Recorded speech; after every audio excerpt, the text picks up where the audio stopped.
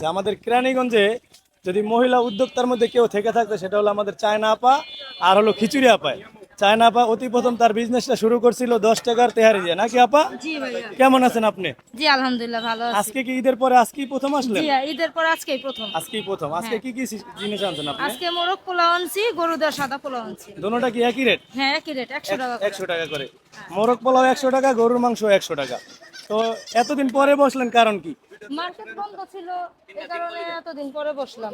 ও মানে মার্কেট বন্ধ থাকাতে এতদিন পরে আসছে। এখন কি বেচা কিনা হচ্ছে? আলহামদুলিল্লাহ।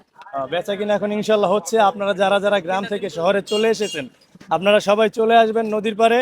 খাবার কিন্তু অলরেডি শুরু হয়ে গেছে। 100 টাকার প্যাকেজ। এখানে আনুমানিক সবাই তো 100 টাকা করে বিক্রি করে না? হ্যাঁ ভাইয়া। সবাই 100 টাকা বিক্রি করে। আর আপনারা অনেকেই জানেন যে আমিও মোরগ পোলার ব্যবসা দিছি। এটা 80 টাকার মোরগ পোলাও, আমারটাও 100 হয়ে যাবে ইনশাল্লাহ। কারণ 80 টাকা খাওয়াইতে পারবো না, 100 টাকা খাওয়াইতে পারে না, 80 টাকা কিভাবে খাওয়াবো? আর সবাই আপুটার জন্য দোয়া করুন। প্রচন্ড গরমের ভিতরে বিক্রি করছে। উনি কিন্তু নিজেই পাকায়, নিজে পাকান না? হ্যাঁ ভাইয়া আমি উনি নিজে নিজেই পাকা। আর আমাদেরটা হলো হোটেলে। আপাতত আপনি কি জানেন আমি যে বিক্রি করতেছি? হ্যাঁ ভাইয়া জানি। তো আপনার কিন্তু ভিডিও দেখছি। আপনার দাওয়াত রইলো আমার দোকানে, আপনি আমার দোকানে খাবেন। আপনি ইনশাআল্লাহ। বেচা কিনা করেন, আপনার জন্য দোয়া রইলো।